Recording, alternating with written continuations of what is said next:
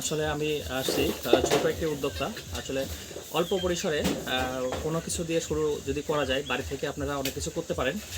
সেক্ষেত্রে আপনার যদি বাড়ির আশেপাশে জায়গা থাকে, আপনারা যদি মনে করেন যে ছোট থেকে শুরু করবেন, সেটা আপনার সেটা হাঁস হোক, মুরগি হোক, বা যেটা দিয়ে শুরু করতে চান, আসলে এটা নিয়ে করতে পারেন। আসলে অল্প পরিসরে কীভাবে ছোট করে কিছু করে যদি আপনি উঠতে পারেন, সেক্ষেত্রে আমি দেখাবো অল্প অল্প খরচে ছোট একটি ঘর দিয়ে কীভাবে মুরগিগুলো পালন করা যায় এবং মুরগি সুস্থ থাকতে পারে, সেই হিসাবে আপনারা ভিডিওটা দেখতে পারেন। আসলে আমি যে পিছনে দেখতে পাচ্ছেন একটি ঘর, আসলে এটা হচ্ছে আপনার ব্রয়লারের জন্য আমি তৈরি করেছি। তো আমি যদি দেখাই আপনাদেরকে ঘরটা আসলে কীভাবে তৈরি করা হয়েছে, এখানে দেখতে পাচ্ছেন আমি সম্পূর্ণ ঘরটাই এইভাবে, যদিও আমি একটু স্পেস অনেক বড় রাখছি, আসলে বড় রাখার কারণে দেখা যাচ্ছে যে মুরগিগুলো আলো বাতাস সম্পূর্ণ যদি না পায় এবং যদি মাটিতে পালন করেন, এটা হবে না। তো আমার এখানে কিছু আমি শখ করে বাড়িতে পোষার জন্য কিছু ব্রয়লার উঠাইছি। তো আমি এখানে দেখতে পাচ্ছেন এটা বাড়ির ভেতরের জন্য আমি এখানে নেট দিয়েছি, জিআই তারের নেট দিয়েছি সেফটির জন্য। আর ভিতরে আছে প্লাস্টিকের, তো আরএফএলের প্লাস্টিকের নেট। তো আমি এই প্লাস্টিকটা দিয়েছি এ কারণেই যে আমি যখন জিআই তারের নেট দিয়েছি কী কারণে, আসলে আমি কিছুদিন আগে আমার 2 মাস আগে আমার ওই পাশ থেকে দেখতে পাচ্ছেন ফাঁকা জায়গা, শিয়াল আসছিল। শিয়ালে সেই নেটটা কেটে, আসলে নেটটা যত হার্ডি হোক, আসলে আপনার নেট কেউ ইউজ করবে না যদি শিয়ালের আক্রমণ হতে পারে। শিয়ালের আক্রমণ হওয়ার কারণে ওই পাশে ছিদ্র আছে, আমি দেখাচ্ছি।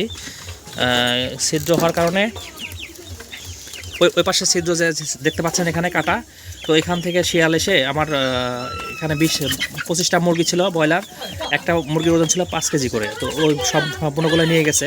তো তারপর থেকে আমি সেফটিগুলো ইউজ করি। দেখতে পাচ্ছেন আমার আসলে ব্রয়লারগুলো এখানে যেগুলো ন্যাচারালভাবে তো মানে পালন করা বাড়িতে, এখানে আসলে 1 মাসের বেশি হয়ে গেছে। যদিও ফিড ওইভাবে দেওয়া হয় না, বিভিন্ন খাদ্য গম, ভুট্টা বা এই ধরনের খাদ্য দেওয়া হয়, ফিড ওইভাবে বেশি একটা দেওয়া হয় না, মাঝে মধ্যে একটু হালকা করে দেই। তো যেহেতু বাড়িতে পালতেছি খাওয়ার জন্য বা কিছু বিক্রিও করতে পারি। এখানে আবার কিছু দেশি মুরগিও আছে দেখতে পাচ্ছেন। তো সম্পূর্ণরূপে আলো বাতাস আসার জন্য এই ঘরটা এভাবে বানাতে পারেন আপনারা। এই ঘর বানানোর জন্য আর কি আসলে নিচে আমি স্পেস জায়গা রাখছি অনেক। আমি ওই পাশ থেকে ভিডিও দেখলে আপনারা বুঝতে পারবেন। লাইটের ব্যবস্থা আছে এখানে দেখতে পাচ্ছেন, আর এখানে খাদ্যর পাত্র দেওয়া আছে, পানি টাইম মতো দিতে হয়। তো আসলে এই সেফটির জন্যই আমি আর কি এটা করেছি, যে শিয়াল যেন পরবর্তী না আসতে পারে। তো আমি ওই পাশটাতে আপনাকে দেখাবো। তো পাশে আসলে শুধু না, গরু আছে দেখতে পাচ্ছেন, গরুর জন্য আলাদাভাবে স্পেস তৈরি করা হয়েছে। তো আমি ওই পাশটা আপনাদের দেখাই, চলেন। তো আসলে দেখতে পাচ্ছেন পিছনের সাইডটা এটা, আর এখানে দেওয়া আছে আপনার কয়েক হাত আগে নেট দেওয়া হয়েছে, তো শিয়ালের আক্রমণ থেকে যেন, মানে শিয়াল অনেক হামলা করে, নেটও কাটে এটা, এই নেটগুলো দেওয়া হয়েছে পূর্বেবার।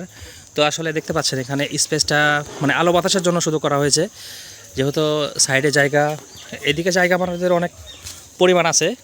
তো এখানে যেহেতু বর্ষার পানি ওঠে, আমি মাটি ওঠানোর পরে একটা বড় আকারে কিছু করতে যাচ্ছি। তো দেখতে পাচ্ছেন এটা, তো দেখতে পারলেন আসলে এই ঘরটা দেওয়া হচ্ছে একটা সেফটির জন্য আর কি। নেটটা ইউজ করা হয়েছে সম্পূর্ণ, যেহেতু আগের বার শিয়াল নিয়ে গেছিলো। তো এই নেটের কারণে আপনার এখানে যে মুরগিগুলো আলো বাতাসের জন্য তৈরি করা হয়েছে। আসলে এটার খরচ কেমন হবে আমি সেটাও বলি। আসলে সম্পূর্ণ আমার নেটের আর এই আপনার আরএফএলের যে আপনার নেটটা দেওয়া হয়েছে, প্রথমে আরএফএলের নেট দেওয়াতে আপনার এখানে খরচ হয়েছিল 900 টাকা খরচ হয়েছিল আরএফএলের নেটটা। পরবর্তী আমি যখন শিয়াল আমার মুরগিগুলো নিয়ে যাই, তো তারপরে আমি এখানে নেট ইউজ করি, এখানে আমার 1200 টাকা নেট আছে। তো সম্পূর্ণ টোটাল খরচ আমার এখানে হয়েছে 5000 টাকা। যদি আমি এখানে 4.5 থেকে 5000 মিস্ত্রি সহ, যদি এটা অত বড় করতে গেলে আর কি লাগছে। তো দেখা যাচ্ছে এখানে আটকানো আছে, দেখ আমি এটা খুলতেছি না, আরও সুন্দরভাবে করা আছে জিনিসগুলো দেখাবো। এখানে আমার মোট দিয়ে আর কি 26টা মুরগি আছে, 26 থেকে 30টা এরকম 26টা মুরগি আছে। তো সম্পূর্ণ মুরগি এখানে দেখেন সুস্থভাবে আছে, আল্লাহর রহমতে কোনো সমস্যা নাই। তো সম্পূর্ণ দেখতে পাচ্ছেন এখানে খরচ আপনারা 4-5 হাজার টাকার মধ্যে এগুলো আর কি করতে পারেন।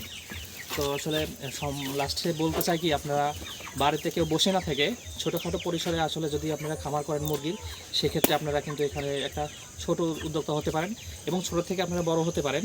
আস্তে আস্তে বড় পরিসরে করলে দেখা যাচ্ছে যে মানে সামনের দিকে আগানোর মতো অবস্থা পাবেন।